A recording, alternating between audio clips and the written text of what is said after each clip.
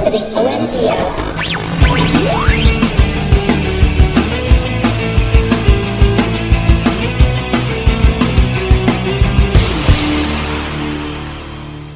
Breathe, Chico. Welcome to episode number 326 of the OMG Hour. This week we are your overtly mad guilders, and I am your host, Sean Evans, otherwise known as Zion-Tane. And I am Chico, Mr. Second Place, and that was a lot longer than I thought I could hold my breath for. So, Chico. Yes? I'm tired. So yeah? you host the show tonight. The whole thing? The whole thing. Go for it. All right. How do I block your stuff out? You can't. I have total control. Oh, well, then you better be a part of this. Oh, man. I was hoping I could just sit back and let you do all the work. Listen, if people want an extremely substandard show, then that's the way to go. I thought it would be an improvement, to be honest. My level of attention to detail and, professionalism is somewhat lacking. Professional? Who's a professional around here?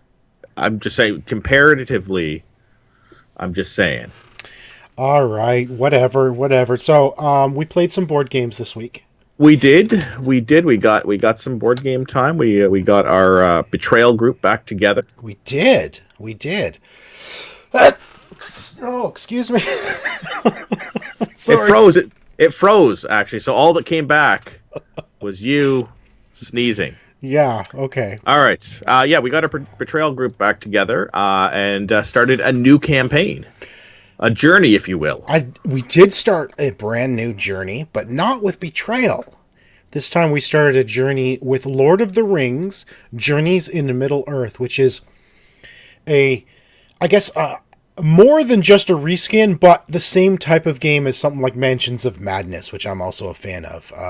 We won't go into too many details about it right here on this show, but we did another Flipping Tables episode all about Journeys in Middle-earth, where we show the components and we talk about the actual gameplay. And what's cool about this is it's kind of like a role-playing game, but the game master is an app. Right? So the game master tells you what the monsters are doing, what tiles to lay down as you open up the map, and what actions are actually happening, right? And then as you interact with items on the board, you click the item in the app and it tells you what it is and what the results are. I really love it. It was a lot of fun. It's a fun way to do it, especially if you have a smaller group and you don't have an experienced DM. If you're interested in stuff like D&D and you don't have somebody who really can do the DM role, like having these app-driven DM games are so much fun because it does all the heavy lifting for you, and you as a group are deciding, okay, we're going to go here, we're going to go do this, and but there's still, because there's a set time limit that you really have, like a set number of moves. That's right. That pressure feels on the whole time, and I really, really enjoyed this game. It looks great, and it was really fun to play as a group. So what's really neat, you bring up the time issue thing, and we didn't really talk about this on our Flipping Tables, but the threat meter. Yes. So there's a threat meter in the game that's continually rising in between each round, but you actually have some control over that. So the threat meter will always raise by 2 for each player in the game. So if you're playing with 5 people like we were, we knew that the minimum in between rounds, it's going to raise by 10, period, at least. Yeah. But the number of unexplored areas on the map also add 1 to it. So you can actually control that by making sure there's no unexplored areas on the map for the next, quickly explore all the areas, right? Because anything unexplored increases the threat meter. And there's risk versus reward on that, because some of those areas are really far away from where you are right now. That's right. So, can we get there? And if we get there, are we ignoring another important task that we have to do? Or opening up those areas may bring out enemies sooner than later. Yes. Right? Yeah. There's definitely there's a lot of risk reward in the game. It's Lord of the Ring based, so there's characters you know. There's a couple of new characters you don't know. It's all miniature based as well, so all the creatures and your characters are all miniatures on the board. Really, really well. I'm really enjoying it. It is I don't know how many chapters. I want to say it's 15 chapters. We've done 2. And then there's a digital expansion coming later with 11 more chapters, and that's only going to be $5. Yeah, and then and another physical box as well with some more miniatures and some characters as well. Yeah, I think basically a couple of the boss characters in the game are coming out as miniatures. So if you want the actual miniature for some of these named characters, you can go buy that for, I think it's going to be like 10 or 15 bucks. And some extra items as well that you'll get with that. And what's neat about these games is you just tell the app, okay, I've got this add-on, and it puts it in the game. Now, real quick before we move on, for those who are not going to watch Flipping Tables, but you really should. You should watch it. What's cool about these kind of games is every time you play it, you may play the same scenario again if you'd like, and it will be completely random. You never play the same map, or like you're going to have the same goals. Main goal, your side quests and your map are going to be different every time. That's right, because we played it one time, we had no side quests, and then we played it again, and suddenly there was a side quest, there was a couple of other people, like NPCs to talk to, and the map was like totally different the second time. Way different. We had tiles come out that didn't come out the first time. Yeah, it was way bigger. It was really neat to see it sort of like a different story unfolding with that. Yeah, and even how we went about completing the story was different the second time than the first time. Yeah. You know, like we had to find three locations, but those locations were completely different the second time. They were different spots from last time. Well, different spots, but also different items, if you will. Like the second one had a tree hideout thing, remember? The first game didn't have that. It was really cool. Anyway, that's Lord of the Rings Journeys in Middle-earth. We really had a lot of fun with that, and that's going to be our new sort of monthly campaign that we're going to play with the Esoteric Order of the Abyss, as we're calling ourselves. That which is a leftover from the name of our group. We had to, actually, in Betrayal Legacy, we had to name our group. Yes. At one point in the game, and so Esoteric Order of the Abyss is what we came up with, and we've continued that on into this game. Lord of the Rings, when you're entering in the app, asks for the name of your group, which is neat too, because you can have different groups playing through. There's multiple save spots, so you can play the same game with multiple different groups of people. Exactly. So that's cool. All right, why don't you talk about the games you've been playing this week? Yes, so the new DLC for Assassin's Creed came out. Yes, it did. For Odyssey, Fate of Atlantis. Fate of Atlantis. I've been looking forward to this. Did not know what to expect. I have only just started it, so I'm like literally just at the beginning. Yeah, so it brings you into a new world, Elysium, which is basically feels like a Mount Olympus type area. Yeah, it's the underworld. It's the underworld, and so like the gods are there, and so there's a whole storyline involving that. It is a huge area. Yeah. It is not a small little thing, and for part one of a DLC piece, right? It is like I've been playing for 3 days straight. Oh, nice! Like the last piece of it took me like 3 hours and I was done. I've been exploring everything and going my usual, going for all the achievements and everything like that. Right, of course. But I've been playing this for 3 days straight. That's good. And it's good. It's engaged me for 3 days straight. This is a good piece of DLC. And it adds new abilities, I understand? It adds not new ability. Well, yes, sort of. It takes some of your existing abilities and enhances them. Oh, that's cool. So when you get to certain areas, you can enhance several of the abilities that you already have. So it'll give you like a boost. And I'm not sure if these enhancements will carry over when you leave the underworld. I think they will. I'm hoping they will, because one of them is really cool. Oh, really? Well, can you say what some of them are? It's basically you get a charged attack, which is basically like a giant lightning bolt in your head. It charges your spear into like a giant lightning bolt, and what? So you have. Yeah, it's pretty cool. Like I mean, that's there's some fun stuff with this. Like it is fun. There's the enemies are quite difficult. Like there's statues that will come to life. So if you attack enemies in certain areas, there's statues that will come to life and attack you, and they are not easy to beat. Like they are not just like 1-2 shot kills. That they are because they're stone, dodge. Right? Yeah, they're dodging and rolling. You can now, if you stealth, which I know you love. Yes. You can stealth around these areas and sneak up behind and do your assassinate thing on the statues and take them out But if you take one out, you have to like take them out quietly so nobody sees you, and then hide, sneak around. Like in this area is with like 4 or 5 of these statues, and you have to sneak around and stab them before going after the guards. Are these the statues of Persephone? No, those are different. There are statues of Persephone you have to destroy to take down her control over the region. Right. But in each of the areas where they are, there's like a bunch of these statues around the statue of Persephone as well. I'm excited. I've just started it.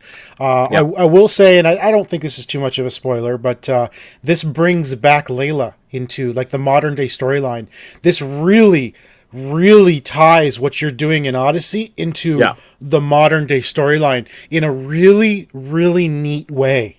Yeah. You know, and it brings back the Isu, of course, the original, I don't know what they call the ancient civilization.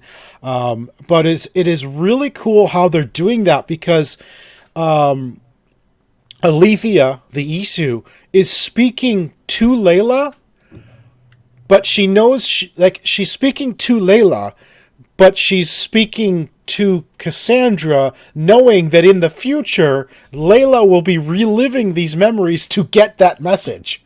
Yeah. Which is like almost mind-boggling to think about. You know, like, okay, I'm talking to Cassandra, but I'm actually talking to Layla because I know, 4,000 years from now, Layla's going to be reliving this memory, so then she'll get the message and know what to do. Like, what? It's so cool. It is pretty. One thing I will say is the item drops, not the greatest. So everybody you kill that drops an item drops, and I'm just looking it up here so I could. The precursor reflex bow. Oh. I currently have like 30 of them in my inventory. Oh my. What? Yeah. Like, so there's nothing special about it, really. No, like everybody has this precursor reflex bow. Like this is everybody has that. Like you do get some other stuff. Like I did find the swift winged bow. Which are there any new legendary weapons? There are. I haven't looked through them. I have to look through and see what I got, because I keep picking stuff up, and you get stuff as you complete. I completely ignore anything blue or purple or gray. If it's not gold or part of a set, I don't want it. Exactly. Right. I'm an item snob now. I will break this down to parts. Well, come on. To build up my ship. Listen. That's what I will do. Yeah, exactly. Because I have my outfit that I'm wearing. It gives me health every time I hit an enemy. So why would I want to? And that's only because I have the complete set, right? Why would I want to change that up? Because if I or a purple item, if I remove one item, I lose that 5% health. Your set bonus. Yeah, right? You lose your set bonus. And it's like, no, I want health every time I hit an enemy, because they can hit me all they want. As soon as I start hitting them, I'm back up to full health. Yeah, it is quite good. I'm looking for. I'm hoping I'm going to get some time tonight, and I should actually be able to finish it. So awesome. I also played, and this is one of my button pressing moments. Oh, goodness. The Phoenix Wright trilogy. Yeah, you did. I'm going to tell you. Okay, can I just say first off? Yeah. So you sent me 3 clips for me to put together for today's show. Yeah. I'm going to tell you right off the bat, and I'm not sorry for saying this. I was being driven nuts by the music and the sound of the text typing on the screen, because that's all it is. It's just this thing. You know what? I'm going to turn the sound up on this video right now so you can hear what I'm talking about. Listen to this annoyingness. Like, it's that for the entire game. So it is like I have the volume turned all the way down while playing this. This is one of my games that I play while I'm watching a show, because I can watch a show and play this at the same time. So I don't need the sound for it, because it's just a lot of reading. But you do agree that sound is so freaking annoying. Oh yeah, absolutely. Like, how could you listen to that? How could you play that entire game with that going on? I don't think, even because I've played some of these in the past. These are obviously these are remasters of the DS titles. Yeah, exactly. These are Nintendo DS games. Yeah, they're fun. I sort of like the thing. It's basically back and forth questions and stuff like that. And you're trying to find, like, where did the witness slip up in their testimony, And so you're just trying to like, okay, wait, you said this, but I have a piece of evidence that says this. And so you're just trying to call them out on the different pieces of evidence you have. I don't know if you can actually fail, to be honest with you. I'm not sure. I haven't managed to do it yet, but I'm only in, mission case 2. Oh, okay. Right now. But it's fun. Like I like these games on the DS. The fact that I can play them again and get achievements, I'm like, okay, I'm gonna give this a try. Yeah, well, okay. I don't think I could play this game. It's just I find this really boring. I do not like games where it's literally 100% reading. I don't know, because I'm playing it and then I'm falling asleep. And I'm like, you can't play this when you're tired. You cannot play this when you're tired. No, not at all. Like this is my afternoon while watching my stories game. While you're what? Say that again? Well, I'm watching my stories. Your stories? My stories. That's what you call when you watch TV shows. My stories. Okay. What did you play, Sean? What did you play? You got to play something this week. Yes, I was sorry. I was just looking up the chat online, and Brian is watching us. So hey, yes, Brian. Yeah, Brian also agrees. It was annoying, that sound. You know, I'm sorry. I'm just gonna annoy you one more time. Here you go. This is what it sounds like. Just it's just nonstop. That's it. And it's the most annoying, high-pitched sound you could imagine. Anyway, I played a much better game. Yeah, a much better game. A lot less reading. Yes. So I played, of course, Days Gone, which just came out. And I wasn't sure about this game going into it because you and I played it at PAX, and it was pretty scary. Yeah, difficult, scary. But you can put this down to easy if you'd like. I think I'm not sure if I'm playing on easy or normal, but it's actually turning out to be a really fun game. I mean, it is we call them zombies, but they're actually called freakers. So they're infected humans. They're not actually dead humans. It's kind of like worse. That makes it worse. Right. Well, that's why they're so fast and like they run. No, I mean just from a mindset. Like I remember the demo I played. I had to climb up to the roof of a building and kill kids. Oh yeah. Oh, I know. I did that too. That's very early in the game, actually. I had to do the same thing, and there was one area in this where there was like 20 of them all just crawling around each other, and it's creepy. But the stealth in this game is so well done.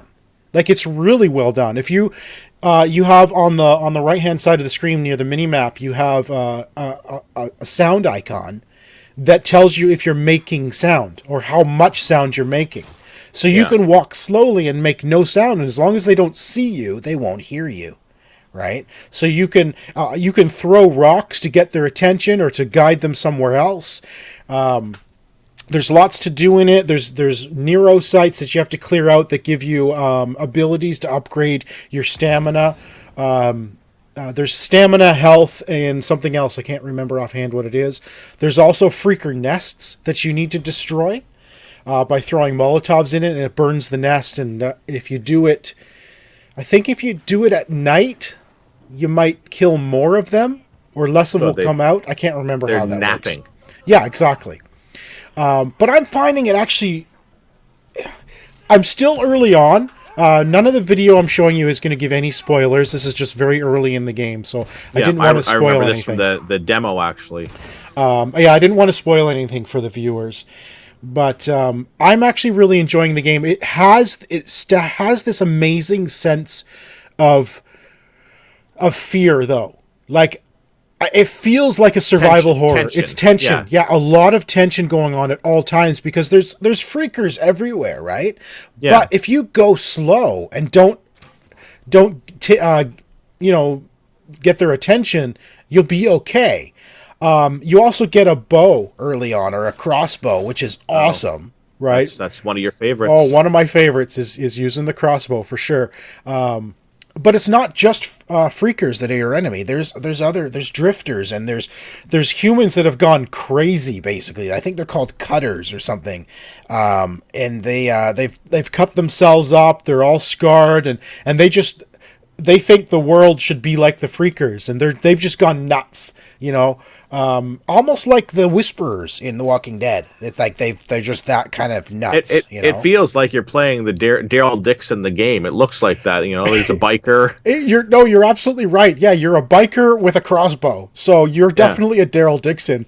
I mean, and if you're gonna play as anyone, why not Daryl, right? Well, that's the thing. I mean, they had a game I think planned out with Daryl that got canceled just recently. Well, maybe that's this game. That was the Starbreeze game, the Walking Dead Starbreeze game that got canceled. Was, I believe, a Daryl centric stealth action game. Well, Deacon his name's Deacon, so I'm actually really enjoying the game. Now, again, I'm not super far into it. I have heard that the game gets repetitive, but I'm enjoying it. But I also enjoy slow stealth. I will sit in a bush and I will take my time to scan the area. I will find one enemy that comes close and I'll lure him closer to take him down in stealth so no one else sees.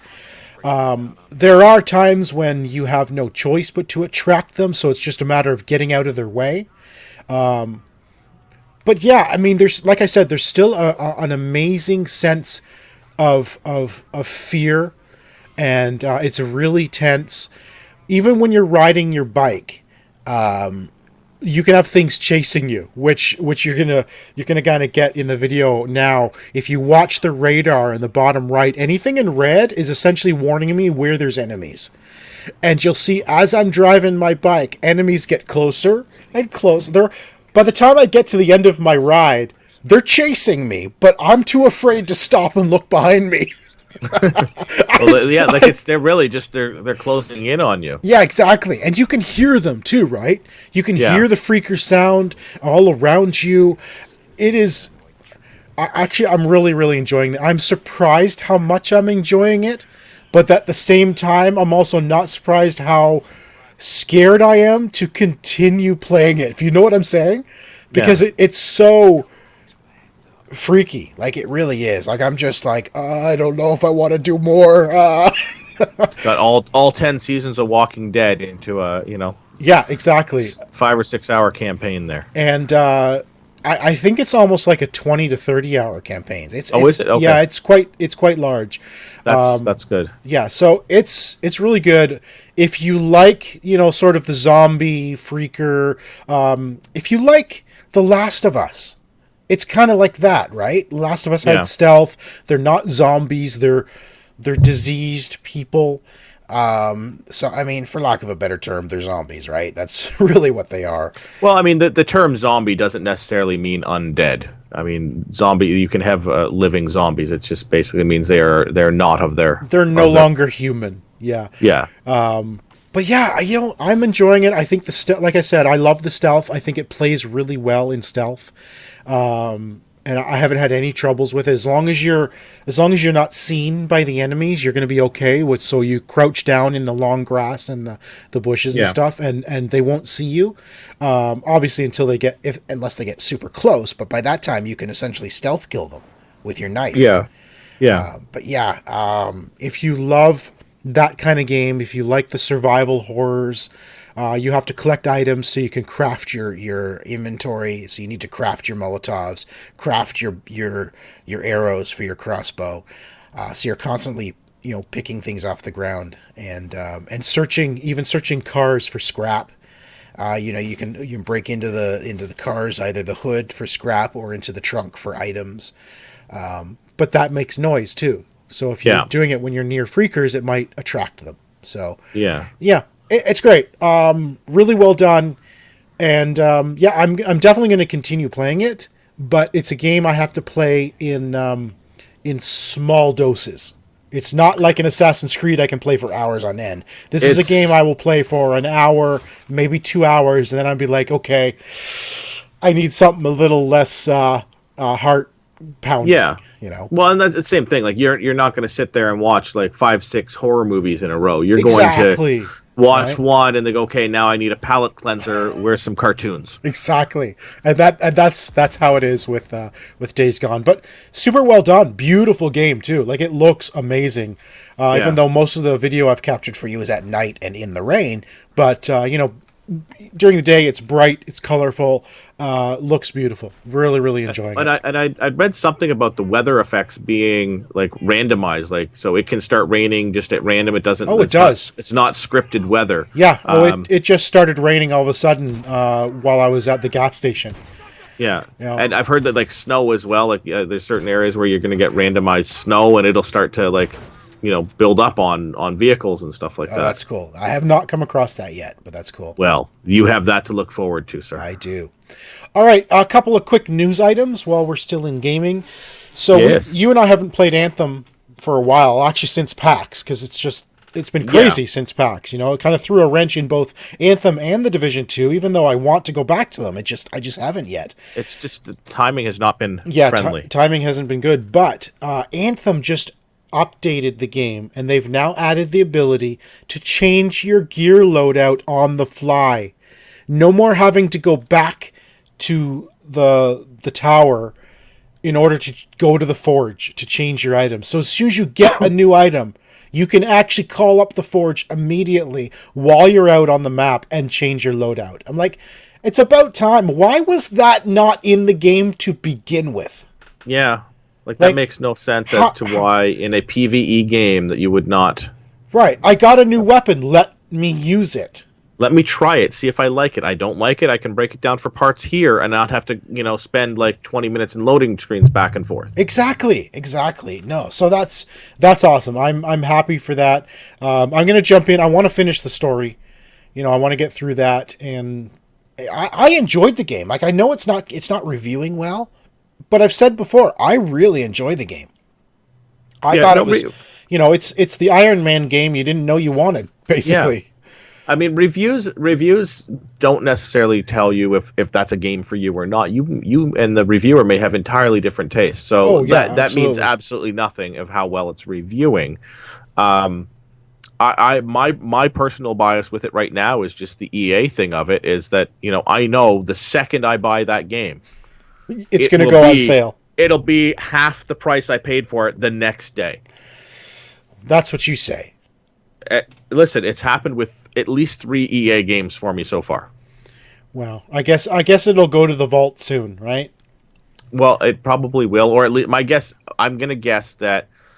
Okay, let's put a date on this. By May 15th, it will be under $30 Canadian. What? Are you serious? You think in the next 3 weeks? Yeah, it's going to go down to $30. Let's say $39. I'm going to say $39. 39 Canadian in 3 weeks. In the next 3 weeks.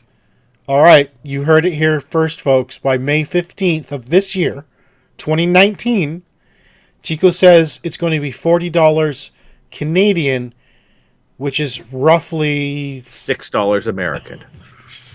Is it even that high? It's about that'd be about $30 American. All right. All right, we got to write that down. Someone write that down. We'll see if it's right.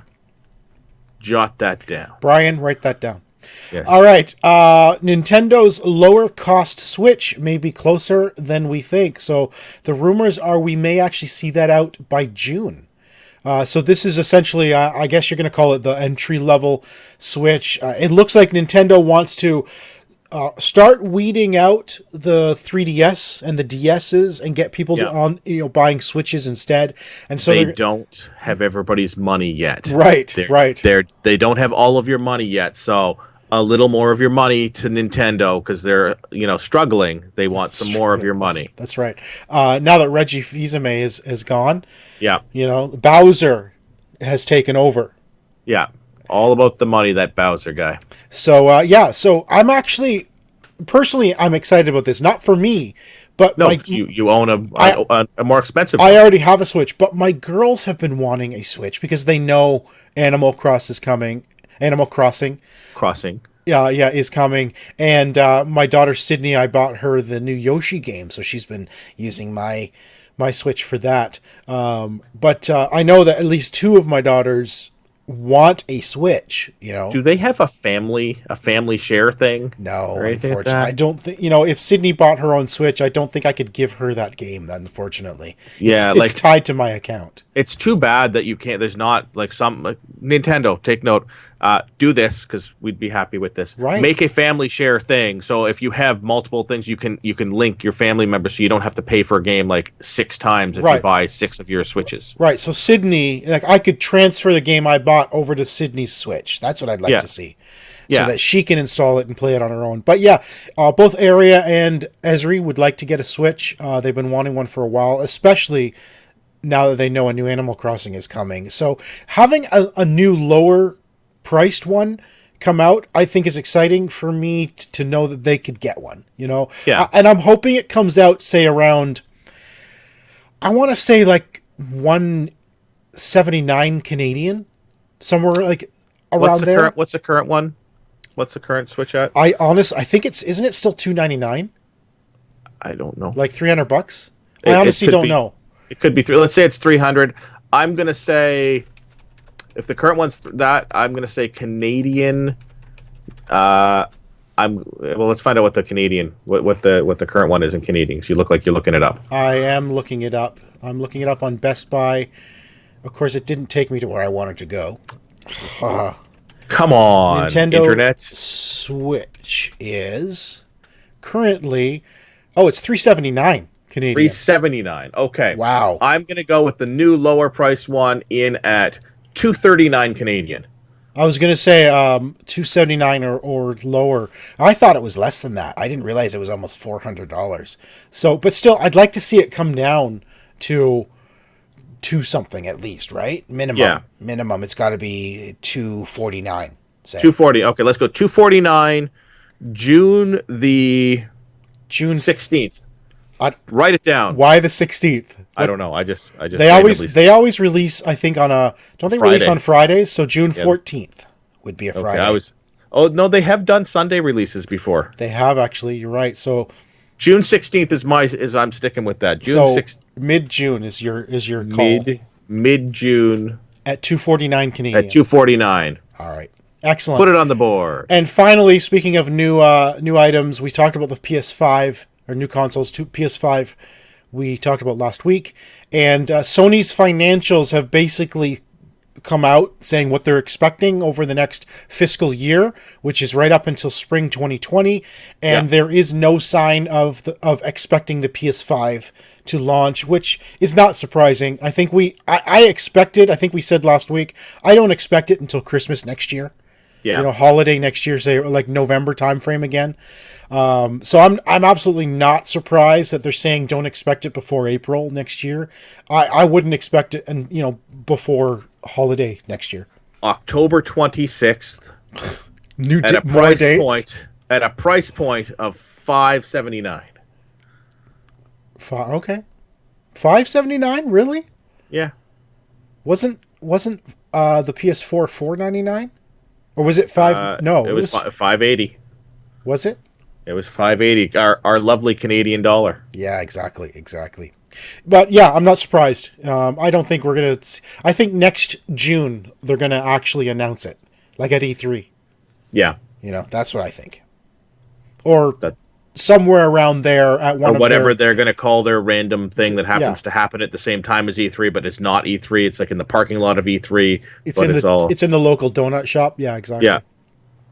All right, Chico, it's time for another fight. All right. It's time for another Super Geek fight. And only because you and I totally forgot to do another 7 degrees this week. Listen, it's been a busy week. I forget what color. Black cards were drawn from? White cards first. White cards first. White cards are the characters. Okay. Let's see which scientist or philosopher you get. Which actual literary character. Which actual human am I going to get? I am going to get... Interesting. I've got Zelda. It says, but a girl. Zelda is a girl. Why does it say Zelda, but a girl? All right. My goodness. Who did you get? Leroy Jenkins. All right. So Nice. I'm gonna wipe my entire party here. Yeah, exactly. All right. What is my? I guess you call this Modifier a modifier, or a buff, or a debuff. or debuff. I am armed with the Necronomicon. Ooh. I can bring the dead back to life, Well, and do or all. you could hit people, or you could hit people with a book. I can hit people with a book. Oh right. no, I can't use this because I had this one last time. Oh, you took an arrow to the knee. All right, no, I'll put that aside. choose it again. The next one, Leroy Jenkins. Riding a speeder bike. Oh, wow. Yes. Okay. Now, I have to give you a modifier. Yes. Well, your modifier, my friend, I gave you an adamantium skeleton. Ooh, that's helpful. That is quite helpful. All right, yours, sir. Oh no. I just rolled a critical failure. That's bad. That is very bad. That's bad. All right, let's figure out our location. Yeah, where are we? Where are we at? Purple's location? It is... Nope, blue is location. Let's figure out the blue one, which is location. Let's shuffle these along just to make sure, and we'll draw the top location. And we are... Deep in the Amazon rainforest. All right, All not right, terrible. all right. Not terrible for either of us. Now, what? Now, let's define something for a second. All right. What exactly is the Necronomicon? Is it just a dark magic book, or what is it exactly? Do you know? Well, the Necronomicon is the Book of the Dead. Right. So, but is it dark magic, or is it something else? It is dark magic So if we're talking the Necronomicon from the Evil Dead series, right? It is the Book of the Dead. It is a spell book. Okay. One of said spells does bring the dead back. Okay. So, but dark magic, essentially. It's very That's dark what I thought. magic. It's end of the world type of stuff. Excellent. I'm just going to end the world. Yeah.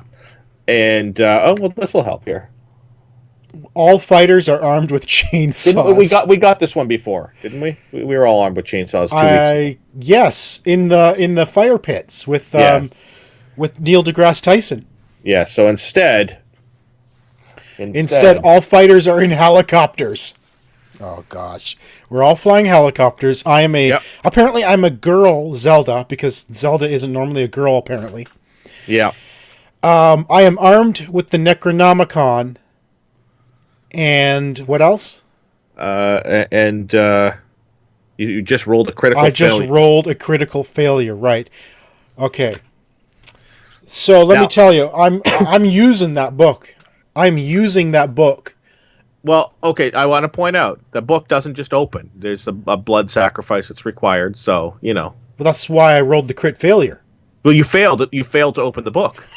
Oh, no. This is the problem. You've just said that's the first thing you're doing is opening the book. You failed to open the book. Oh my gosh, you're twisting it. You have to. This is the thing. So I'm somehow in a helicopter and riding a speeder bike. Yeah, exactly. But my adamantium skeleton will prevent a lot of this damage and stuff. It will, but I was going to do a Magneto and pull all that adamantium right out of you. Just suck it right out of your eyeballs. You don't. Okay, that's not how. That's how dark magic. No, you dark. can't. Okay, so you're saying Magneto is a dark wizard? Yes, absolutely. No, sir. I was saying sir, he is not. But he is a mutant, and you get nothing. You shall not pass. You get nothing. He is no wizard. Zelda has nothing in this. She has a chain. Well, no, she doesn't have. She has a chainsaw, and she's still in a helicopter. The chainsaws didn't happen. Now, right, it didn't. Yeah. How did you get your speeder bike into the helicopter? It's like one of those transforming deals, how Batman's his car breaks apart, and then but you're riding the speeder bike. Yeah, and I wrote it in, and then it connects to the bottom, and then he lifts up, and it's a whole thing. All Batman stuff does that. It's so his speed. What you're saying is your speeder bike is the helicopter. It's a combo thing. Remember the show Mask? Okay, well, I am summoning I'm summoning lightning and fire What? down from heaven. What? And How are I'm you sending it? with the net. I opened it. I'm telling you, I opened it. You See, failed your roll. I needed to fail the roll because the failing the roll did damage to me, which was the blood sacrifice, which opened the Necronomicon. I had to crit roll in order to get damage done to myself. You cannot turn a failure into a success. This is not the failure. Game of life. I don't know. The failure, because I rolled crit failure, I got damage on myself. So I was able to do the blood sacrifice to the book and open it up, and now I've got all the dark magic throwing at you. It doesn't matter. This is Leroy Jenkins. He's coming right at you. You don't have time to think. Right at you. He's yelling Leroy Jenkins as loud as he can. You're confused. You're disoriented by this random guy running in. I mean, the rest of his party's wiped because you hit them with all the lightning. Leroy Jenkins died. Everybody died. Yes, exactly. But that was just because of the poor planning. He's now learned from his mistakes. Leroy Jenkins is a poor planner. He is. He's poorly planning. He's running towards me, and I am shooting lightning and fire at him. You can't. Okay, the Necronomicon, I will point out, does not have those powers in it. I have read it cover to cover. Oh, good. Cover to cover. No lightning or fire. I am using the Necronomicon. Okay, here we go. Ready? Right. Are you ready? I'm using the Necronomicon to raise his entire party back from the dead to take vengeance on him. Okay, that one there is good. I'll give you that. His entire party, who he wiped, is now resurrected and are coming after him because they're pissed. All right, I'll give you that one. Well played. Okay. Done. But no lightning. Done. All right, let's move on to some television and movies. Why don't you start with your spoiler-free review? Oh, I don't have a spoiler. I have just full of spoilers. Okay, what kind? Like real spoilers? Real fake spoilers? This is fake news time. Yes. I want the fake news spoilers for Endgame. Okay, so I saw Endgame last night. Yes. I went to the 7:00 show. So you're one of the first. One of the first. I am glad I went. The reason I'm glad I went is because, that anxiety of like being anywhere near social media for the couple of days leading up to that. I'm like, somebody's going to say something and it's going to spoil my experience. So I'm glad I got out there and I saw it and it's done. And now I can ruin it for other people instead. All day today. You know me. I always have to look at the news for the show. I'm always looking at the latest news. Yeah, so and all I'm seeing is Avengers this, Avengers that. And then I'm like, why did such and such happen? It's like, what? How are there so many spoiler? I wasn't reading articles, Tico. Yeah. I was reading the titles. And there were article titles that had spoilers in it. Yeah. Like, who does this? Like, the majority of people haven't even had a chance to see the movie yet, and they're already putting spoilerific titles on articles. Like clickbaity spoilerific titles. Yes. I don't want to read the title. I was so annoyed. So, all right. So here's what happens. So Thanos realizes there's a 7th Infinity Stone. Right. And it's housed. It's housed in Luke Skywalker's lightsaber. Right, it is the crystal that makes his lightsaber. Yeah, that is an Infinity Stone, which now links those two universes together. He goes to the Dagobah system. Right. He kills Yoda, which is sad. He just snaps his finger, right? We knew there was going to be some deaths. Oh yeah, absolutely. So and then he takes the lightsaber and he now has the 7. And he's using it in the gauntlet with the lightsaber, so it's giving him like the extra. Hulk attacks him. He cleaves Hulk in half with a lightsaber. Right. Yeah, I remember that in the comics. Yeah, that's true. It happened. Yeah. Now, fortunately, there was a Hulkbuster armor type thing that had like 8 legs in it that Hulk is now attached to the lower half of his body. Good. Yeah, because that happens in Star Wars. I mean, we know Darth Maul had 8 legs. Yeah. Or so 6. He is now. He had some. He had a few of them at least. A few, yes. He is now Spider Hulk. Excellent. Spider Hulk. Good. Good. Yeah, Peter Parker actually bites him at one point. Wow. And gives him okay, Spider powers too, so Peter's back now. Oh, so I didn't mean to spoil that part. Oh, sorry. Yeah. Sorry. And he's bitten him and turned him into Spider Hulk. Good. So okay. he's got the 8 legs, and he's now shooting webs. And this is how they defeat Thanos in the end. Is he actually creates a giant web that Thanos gets stuck in, and is unable to snap his fingers. No, it can't. His hands is like yeah. He can't do it. And that's it. So that's the end of Endgame. That is the end game. That is the end. Excellent. Thanks to Spider Hulk. Yeah, you do find out though that and this is another that Thanos is actually a Sith Lord as well. Well, that makes sense. That's how he knew where the saber was. Yeah, I mean it's the Metachlorians. They're now introduced into the Marvel universe. So now there's Metachlorians and it's the midichlorians that make the mutants.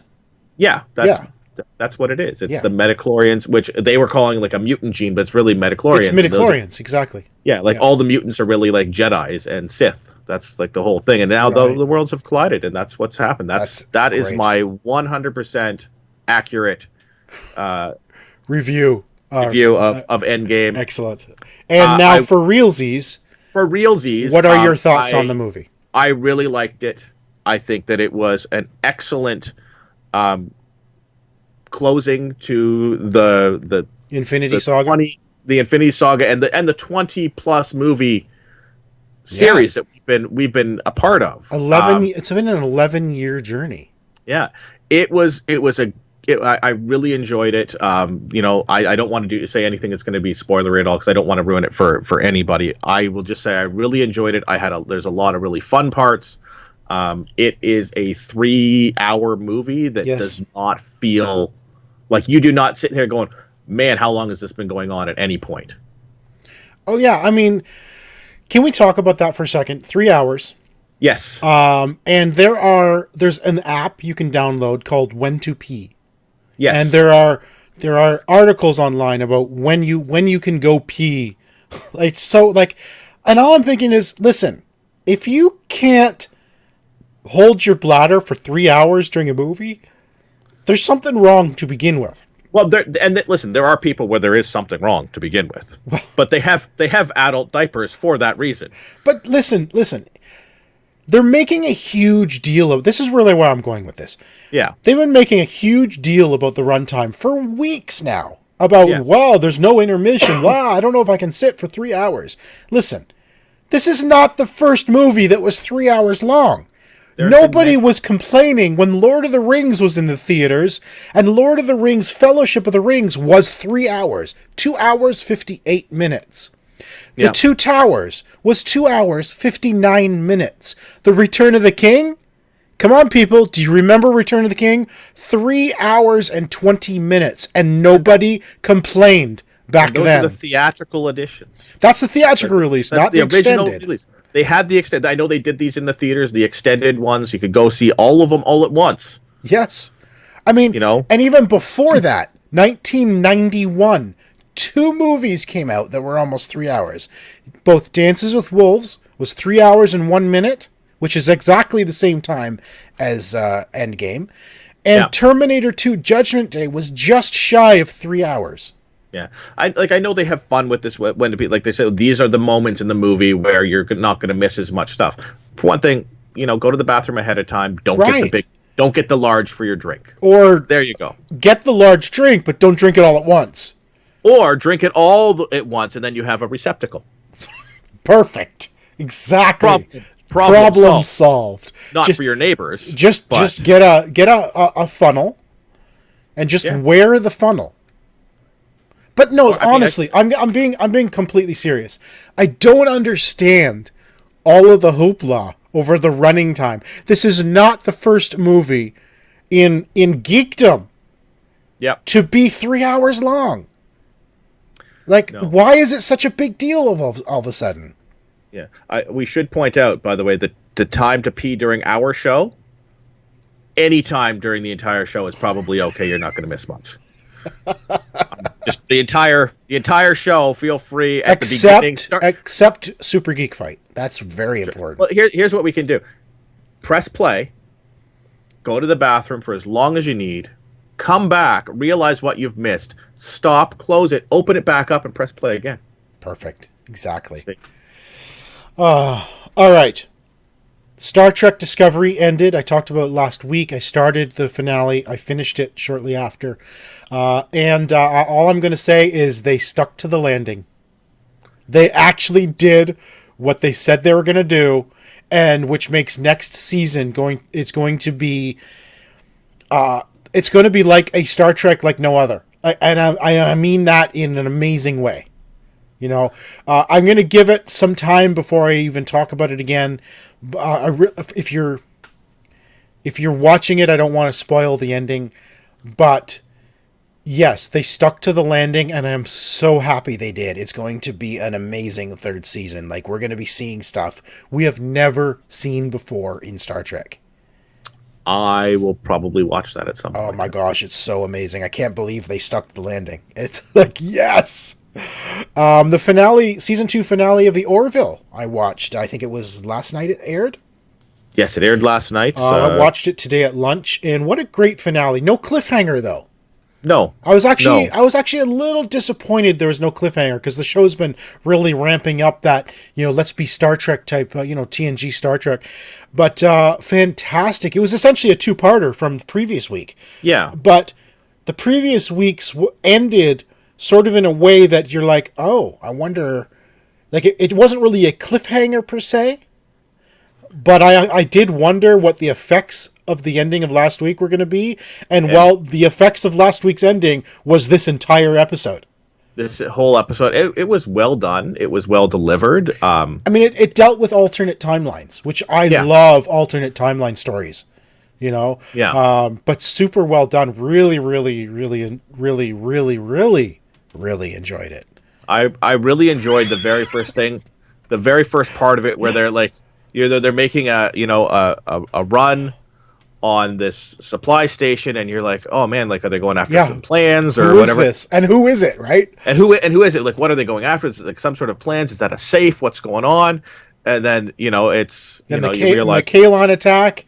The Kaelon attack is this huge thing, and they get back, and you realize that they went for a food synthesizer. Well, when they picked it up, it looks like a microwave. Like, he's running with a microwave in his arm, but sure enough, it was a food synthesizer. And then you realize it's the captain and Malloy. Yeah. Right. And then they take their helmet off. And you're like, what are they wearing? And you realize it's a completely alternate timeline. I'm like, oh, this is a result of last week's episode. That's so awesome. I love the Star Wars nod too. The Rebel base. Yes. Oh, and the return of Alara. And the return of Alara was not nearly long enough. No, not long at all. She not the return of her permanently, but she was in that timeline. Yeah, it was awesome to see her again. I got seriously excited when she came on screen.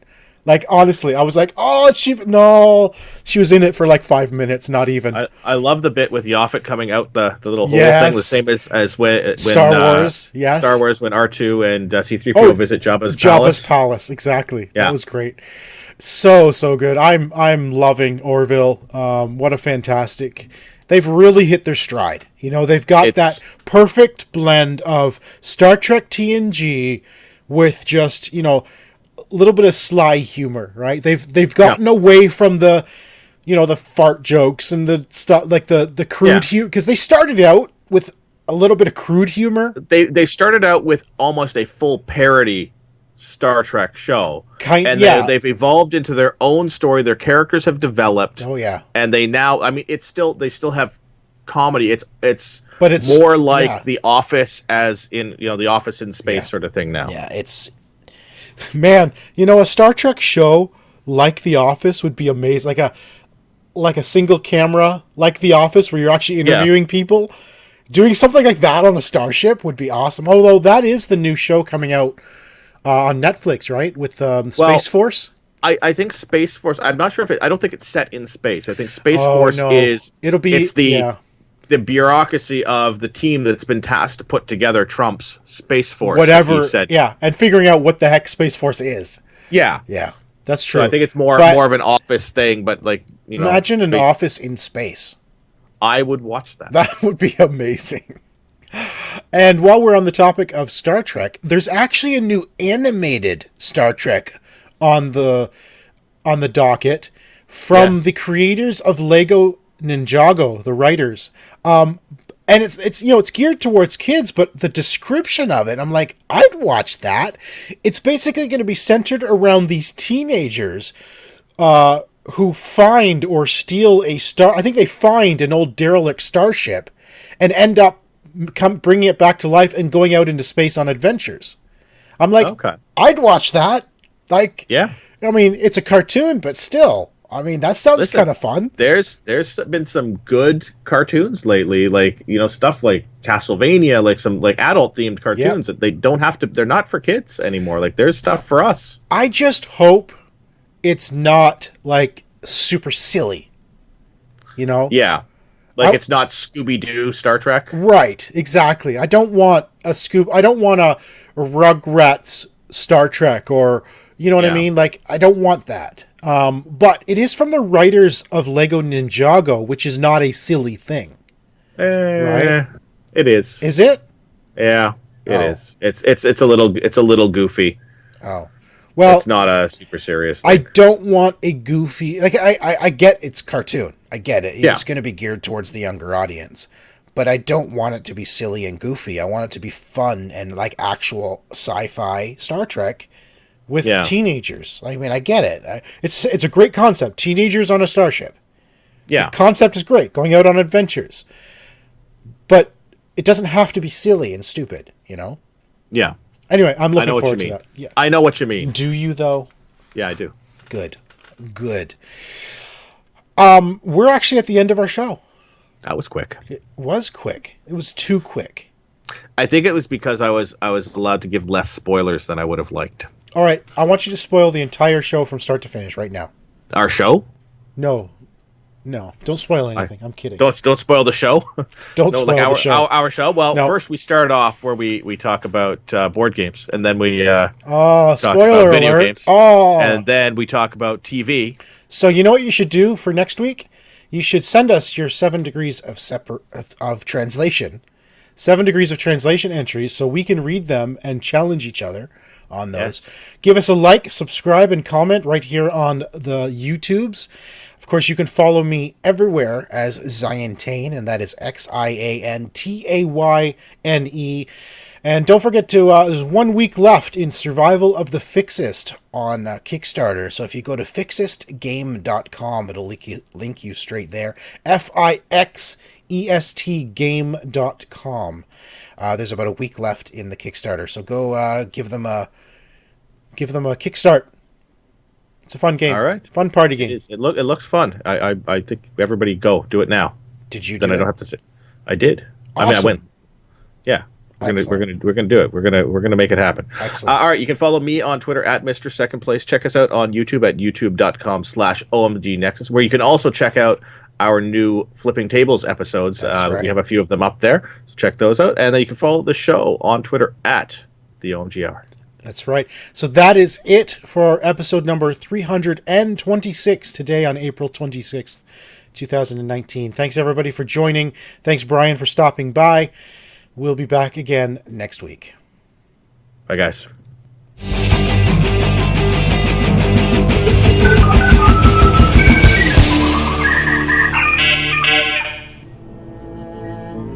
This has been an OMGNexus.com production.